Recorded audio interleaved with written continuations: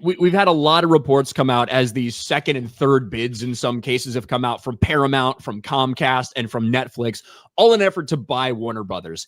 And it's looked for the past couple of days like Paramount has the edge. They've got the funding from a couple Saudi funds. It looks like they want to buy the whole kit and caboodle, and like they're kind of the leaders in the clubhouse when it comes to that, and when it comes to how easy it would be for it to get it approved, as opposed to something like Netflix. Well, now all of a sudden we start hearing that Paramount is saying that Warner Brothers is conducting an unfair war and that David Zaslav is against a merger with Paramount and really wants to sell to Netflix, and so they're ignoring their offers. There's all this stuff out there right now. But there's also a lot of stuff out there about the future of the DC universe. Yeah. Especially in regards to if Paramount buys it. Changes to DC Studios leadership could happen if the Ellisons buy Warner Brothers. And you've even got the the cringe Stan Shill accounts, like everything DCU. James Gunn and Peter Safran may not have full control of DC Studios if Paramount buys Warner Brothers.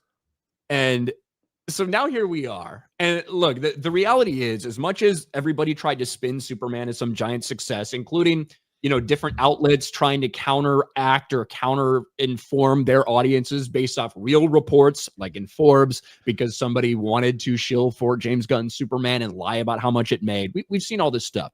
We've seen the social media activity trying to convince everybody that it was like the biggest smash hit of the year, when it just wasn't. It was a little disappointing for a lot of people. And now here we are, where not even a year removed from Superman, we're a couple months removed from the first big entry into the new DC universe, and already the future is uncertain. And crazy. A lot of it comes from, and by the way, Cosmic Book News, Matt McGloin's been having a bunch of stuff out there about a lot of this, but a lot of it has to do with it being potentially bought by Paramount. Paramount already are making plans for what they want to do in the DC universe before they've even bought it. It includes going to the director of weapons and saying, hey, what would you want to do in the DC universe? Okay, good. We can make that happen. We can make that happen for you. With no regard to anything that they have planned for James Gunn and Peter Safran's DC universe, like at all. And we're hearing so much news about the possibility of Zack Snyder returning and the DCEU. And I think a lot of that stuff is a little bit far-fetched. I think people are getting their hopes up a little bit for those things. Zach ain't helping, though. Zach is he's fueling this whole thing, because it seems like every single day he's posting a Snyderverse photo on his Instagram, his social media, and just like he's just throwing it out there. I do want to be clear, he's also posting stuff from Rebel Moon. Those don't get quite as much attention as when he posts behind the scenes from BVS. So, but you're not wrong. But the thing is, these conversations wouldn't be happening if Superman had been as well received as the media would like to pretend it was. Like, look, this is Warner Brothers of course they went around and lied to everybody about it. Of course they tried to pretend it was a massive success, just like Disney does with everything, just like all these companies do with everything, especially for Warner Brothers. Do you know why? They're trying to fucking sell it. Yes. So of course you want people to think that it was a smash hit. So of course you'll lie to people. Of course you'll have some social media bots that are fucking paid activists go out there and spread shit about it. But the truth is, we would not be having conversations still about the potential return of Zack Snyder's DC universe if James Gunn's DC universe between Superman and Peacemaker had actually been well received. We just wouldn't. Correct. Now this is this the Warner Brothers? Paramount is what they say Trump is pushing to get to, right? That's the Trump one, is Paramount. Now, which one is involved with the Saudis? It's Paramount, right? So initially reports linked Comcast in them. Now it's Paramount. And a couple different, I think Saudi, Abu Dhabi, maybe Qatar, a couple Middle Eastern Saudi, Abu Dhabi. Yeah. Eventually they're going to own it, or at least have a piece in it. Someone in the Middle East is going to have it.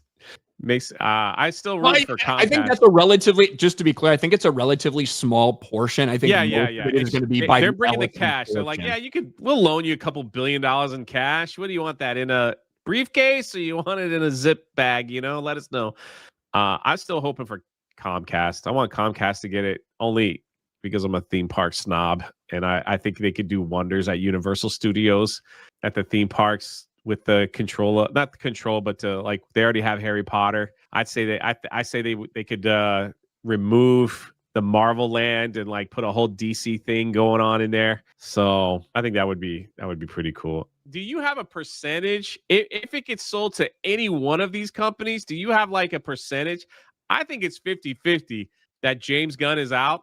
Like once they sell it, they're like, we'll let you get a couple more because Supergirl's coming up next. And there's no way Supergirl will do better than Superman, is it? Could that be? Could that be possible?